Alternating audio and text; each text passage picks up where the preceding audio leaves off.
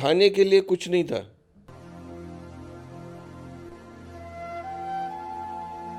उस टाइम हम काफ़ी डरे थे कि अभी तो हमारा अंत होने वाला है।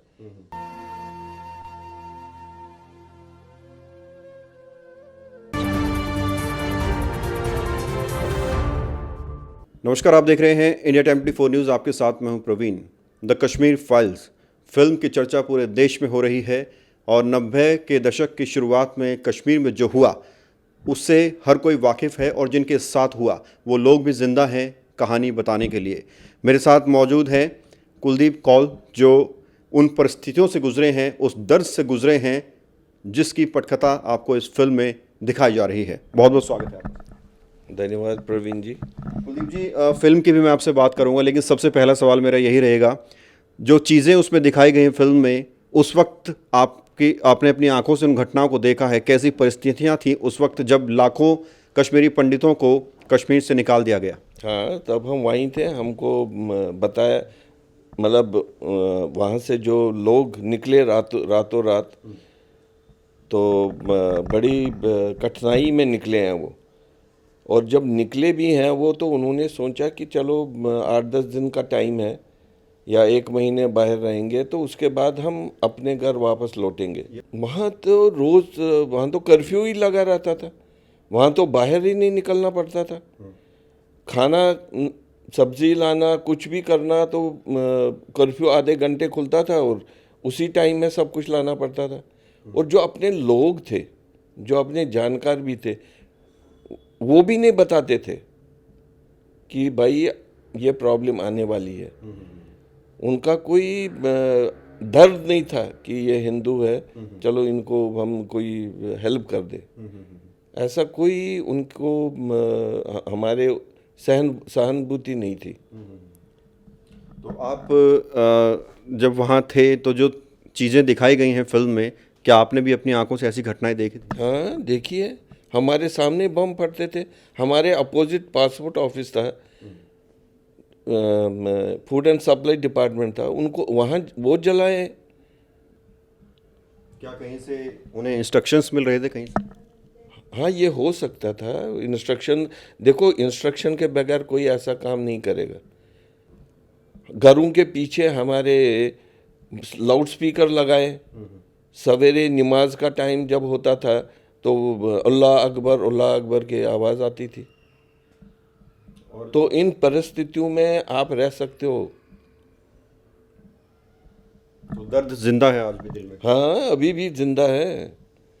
ऐसा नहीं है कि लोग भूल गए हैं, लेकिन ये कश्मीरी हिंदू कौम एक ऐसी है जो कि खुद काम करने वाली है, जो पढ़े लिखे हैं। ऐसा नहीं कि अनपढ़ है कोई। वो मतलब डिफरेंट स्टेट्स में चले गए, डिफरेंट जगहों पे चले गए, जहाँ की उनका कोई जान पहचान था या जहाँ उनको पता था कि हमको सपोर्ट मिलेगा या कुछ हेल्प मिलेगी। हम यहाँ दिल्ली में आ गए थे, तो दिल्ली में हम कम्युनिटी हॉल में रहे हैं। कमाई का जरिया नहीं था, कोई सामान नहीं था, कुछ नहीं था, जिंदगी भी जीनी थी, तो किसने सपोर्ट किया? वहाँ उस टाइम हमारे कुछ बीजेपी में कुछ लोग थे जिनको हमने अप्रोच किया। अच्छा। तो उन्होंने फिर हमको जगह दे दी, कम्युनिटी सेंटर, जहाँ के हमारे पास राशन, हर एक चीज़ आता था। ऐसा नहीं कि खाली राशन, गैस, स्टोव, सब्जी हर दिन आती थी। तो गवर्नमेंट का क्या रोल था उस वक्त? कांग्रेस की सरकार थी, क्या सरकार ने कुछ किया? उन्होंने पूछा भी नहीं, उन्होंने तो हमसे बात भी नहीं की। ये तो हम अपनी जान पहचान से लोगों के पास जाते थे या मिलते थे, तो वही हमको सपोर्ट करते थे। आपके साथ और कितने लोग आए थे? मेरे साथ कम से कम 20-25 लोग थे, जो कि हम यहाँ कैनॉट प्लेस में कम्युनिटी सेंटर था, वहाँ रहते थे। लोग ये कह रहे हैं कि ये जो फिल्म बनाई गई है इससे हिंदू मुस्लिम के बीच में मनमुटाव हो रहा है, इससे दंगे हो सकते हैं, इस तरह के भी लोग आरोप जो लगा रहे हैं। फैनेटिक है ना, जो फैनेटिक लोग हैं वही तो कर रहे हैं। ऐसा नहीं है कि, देखो, हिंदू में भी फैनेटिक है, हर एक जात में फैनेटिक लोग हैं, लेकिन जब तक उनको कंट्रोल नहीं करोगे आप, जब तक उनका देखोगे नहीं सोर्स क्या है, तभी तो वो रुक सकता है। अभी आप जो कश्मीरी पंडित से जो मुद्दा चल रहा है, आप क्या मांग कर रहे हैं, आपकी कम्युनिटी क्या मांग कर रही है? हमारी कम्युनिटी क्या मांग कर रही है? हमारी कम्युनिटी मांग कर रही है कि हमको सेटल करो, हमको कोई जगह दे दो जहाँ पर हम सेटल हो जाए। उस वक्त जब आप आए, हमारे पास हमारे साथ जो लोग रहते थे, जिनके घर जलाए, मेरे कुछ रिश्तेदारों के घर जलाए, अब वो वहाँ पर नहीं जा सकते। जब आप उसको देखोगे जिसने आपका घर जलाया, तो आप रह सकते हो उस जगह पे?